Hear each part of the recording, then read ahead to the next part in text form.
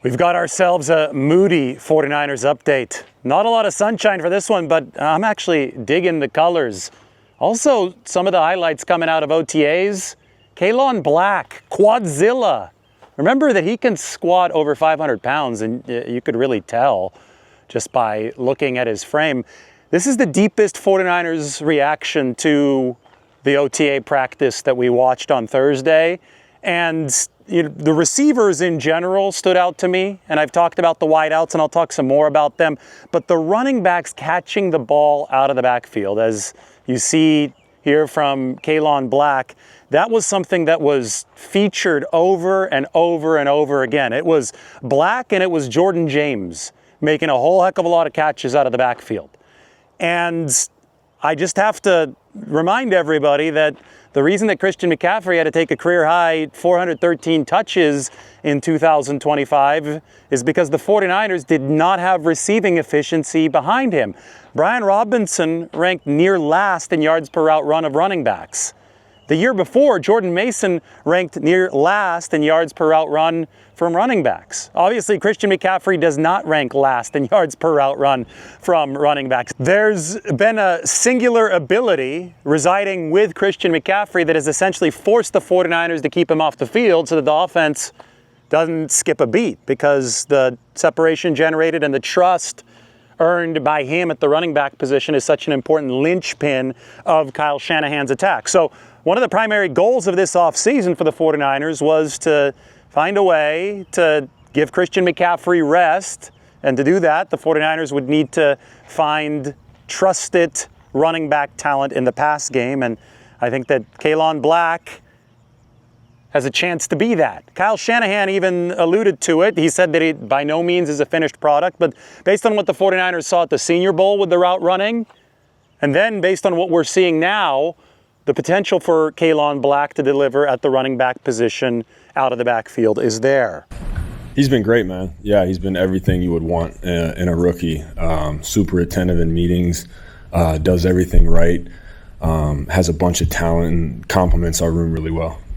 Now, for the first time, the 49ers are openly and aggressively talking about giving Christian McCaffrey some breathers. And Christian himself has even addressed some of this talk. It's fine. I've been dealing with, those questions for 9 years, it feels like. I think the workload in our sport is really monitored in practice, not in games. We play 17 regular season games a year, and everybody's livelihoods are on the line. And so I would say on Sunday, you got to do whatever it takes to win. And that's not a coach's job. You don't tell a three-point shooter, you only get 6 threes today. It's so much of it is rhythmic, and it's my job to put my body in the best position I can to go out there and play. And I think everything else can be monitored during the week or with a practice schedule with certain ways you train, whatever it may be. But when it comes to game days, I like to think prepare yourself to play in every snap. In years prior, Kyle Shanahan would be more lukewarm about this. He'd say, yeah, of course I want to make sure Christian McCaffrey stays fresh, but there hadn't been this vocal commitment that we're hearing this offseason. And I think it's obvious why the 49ers would want to do this. The last time that Christian had a massive workload was the 2023 season, and the Achilles tendonitis came in 2024, the season after that. So McCaffrey, again, this was a career-high 413 touches. He successfully overcame the Achilles tendonitis in 2024, but now the 49ers would not like to see history repeat itself. And I think, Christian's getting older, about to be 30 years old, and you want him to be playing his best football at the end of the season, heading into the postseason. And, this is why the addition of Kaelon Black, this is why maybe the progress of somebody like Jordan James is so important for the 49ers. Now, Isaac Guerendo, this is a tough setback for Isaac, and there had been some hope, and I talk a lot about the 2024 draft class for San Francisco. This is going to be year 3 for them, so this is a huge year in determining these players' trajectories on their rookie contracts. And Isaac did some good stuff his rookie year in 24, didn't really do anything in 2025. So we talk about this being a huge season for a guy who has shown receiving ability out of the backfield. He tore his pectoral muscle last month. He's going to miss all of the off-season program. Might be back for the end of training camp for the 49ers, but that's brutal for Isaac Guerendo.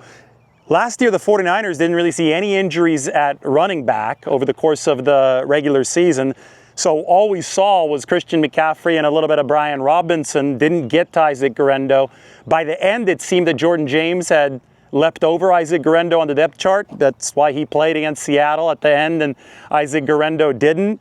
Now Isaac has two guys, it looks like, to surpass if he wants to see some playing time behind Christian McCaffrey.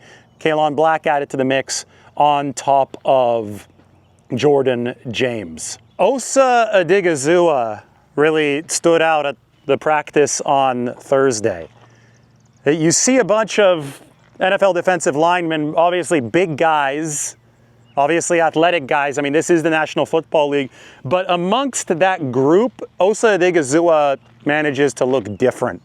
He manages to look light and massive at the same time, if that makes any sense. And it's because he's chiseled his body into something that doesn't have a whole lot of wasted mass. Rain is starting to come down. Are we going to let the camera sit here in the rain? I think so. I think it's going to have some weather resistance, but it might start pouring in a second. Anyway, take a look at Osa Odighizuwa working through some of these drills, and then listen to Kyle Shanahan talk about his presence so far in the 49ers building. I've been extremely impressed with him since the day he got here. I mean, I've heard about it. It was advertised when I always knew about him just from tape. Once we traded for him, all the phone calls we got and the type of guy he is. But I mean, he's been one of the best leaders on the team so far. Just how he works, how thorough he is on everything, what he does on his own, bringing guys along with him. Everyone from Dallas told us this, and it's been that way. He's been a stud. The side-by-side of Osa Odighizuwa and CJ West should teach you a lot about the defensive tackle position. The 49ers have loaded up on two types of tackles over the past two off seasons.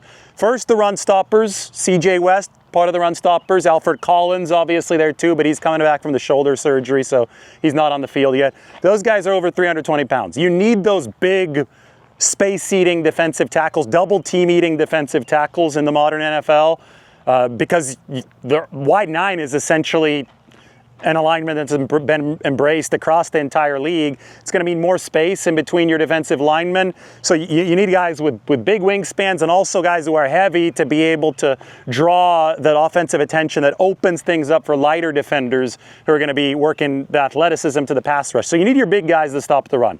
49ers have those guys. But then you also want to counter with athleticism to be able to take on interior linemen pass rushing wise. That's where Osa Odighizuwa is at 292 pounds or so. That's where Grayson Halton is, a little bit lighter, number 93. But we saw all of these guys working out, and we saw the different body types of the 49ers defensive line. Just in general, this defensive line is, they would have been good had they been healthy last year. I think that we saw that early on with how they performed against Seattle, and then they closed the game against the New Orleans Saints as well. Two closes for the 49ers defensive line. Look at this rain coming in. Maybe we could step up to the barn. I think as this rain starts pelting down, I think I need to take a little bit of cover. I don't want to ruin our camera equipment, so we're going to make it in here. Moving as quickly as we possibly can. But, the 49ers then, they finished with a league low 20 sacks because they just ran out of juice up front. They did not have the health necessary to get the job done last year. So this season, as we have now officially made it, I'm happy that we're under the cover of the barn. This season, the 49ers have just added more and more to the defensive line. And as I've said multiple times, I think that the biggest boon for this football team is going to be increased health. They're going to get Nick Bosa back. We can talk all we want about Joey Bosa, but I think he's on the Eric Kendricks plan, which means that maybe he won't be interested in signing until even after the season has begun. They might still make another addition at defensive end as we look at this team, but they're going to get Nick back. They're going to get Fred Warner back behind him. And they have to, I mean, this is a necessity in the NFL, count on better health for the defensive line. They have completely renovated the unit outside of Nick Bosa, literally. Every single player in the rotation this year, projected to be there at least, is going to be different than 2024 outside of Bosa. So they've invested so much in 2 years. We're seeing some of those guys already out on the field. When you combine that with potential better health the 49ers defensive line should be a lot better. And Osa Odighizuwa, I think, is most representative of that evolution for the 49ers front. Really far along group. Obviously, we haven't done much football yet, but just really good looking athletes, and every single guy that we brought in, the 3D tackles and Romelo and Mikhail, we got some similar names in there. But yeah, no, even Mikhail, Romelo, they all look like pretty far along. You usually don't see guys going through the drills looking as well as they have. Romelo Height is somebody the 49ers are really excited about. Nick Bosa himself seemed very excited about Romelo Height, who, by the way, is 25 years old, so he is no spring chicken. Have a listen in to Nick Bosa talking about the 49ers' second-round pick. Romelo looks explosive, looks really good. He looks polished for a rusher, which is nice. It'll be fun to work with him. And we got to see Height working against Osa Odighizuwa on the sled drill. So defensive end, light defensive end against the lighter defensive tackle. But it was really cool to see Chris Kaserik pair those D ends and D tackles together. Obviously, get off is going to be really important for the 49ers. But when I look at Height's frame, he's obviously lighter. He's long, he's fast. You could say that there could be some Aldon Smith physical comparisons between Romelo Height and the former 49ers pass rusher who took the league by storm back at the start of the Jim Harbaugh era. By the way, the 49ers are going to be holding joint practices in all likelihood with Jim Harbaugh's Chargers down in LA and also with Robert Saleh's Titans in Santa Clara. So those are going to be fun. That's going to give us a lot of good content entering the 49ers regular season. But Romelo Height is a player who I think symbolizes how the 49ers defense might also schematically evolve. I saw him up close at these OTAs and I said, okay, this is lighter than the profile of even a Bryce Huff, it seemed. He's taller and lankier length to get into passing lanes. And what do we expect from the new defensive coordinator, Raheem Morris? I think that we expect Raheem Morris to drop defensive ends like Romelo Height into coverage a little bit more often. I think we expect to see some five-man front principles. I think we expect to see some, five-man fronts are rooted in 3-4 principles. I expect to see an evolution in this defense, all while the 49ers stick to some of the core principles that have made them so good as a unit over the years. Listen to Nick Bosa talking about the 49ers five-man fronts that should probably even double, at least double in rate under Raheem Morris. My job won't change too much either way. It just kind of sets us up in a better position to stop some of the ways that offenses are starting to attack the edge. But I'll be playing the same attack football that I always do. And you put on the tape for Romelo Height, and like the second play on a tape is a pass breakup, dropping into coverage, close to the sideline. I mean, it wasn't like he was all that near the scrum in the middle of the line of scrimmage. He was out in space, and he used those long arms to knock the football away. Anything the 49ers can do to diversify how they're operating up front, I think can be effective for this defense as they try to evolve, move with the times. As Nick Bosa said, some of these five-man fronts will give the 49ers, put them in better position to stop some of what has been troubling them as a defense. This hasn't been a top five defense since D'Amico Ryans left following the 2022 season, something the 49ers obviously want to change. That's why they've rehauled the talent. It's now the third youngest defense in the league. Raheem Morris has some moldable clay to work with. A couple other pieces of news for the 49ers. They're going to leave on Wednesday, September 2nd to Australia, which is basically over a week before their game against the Rams in Melbourne.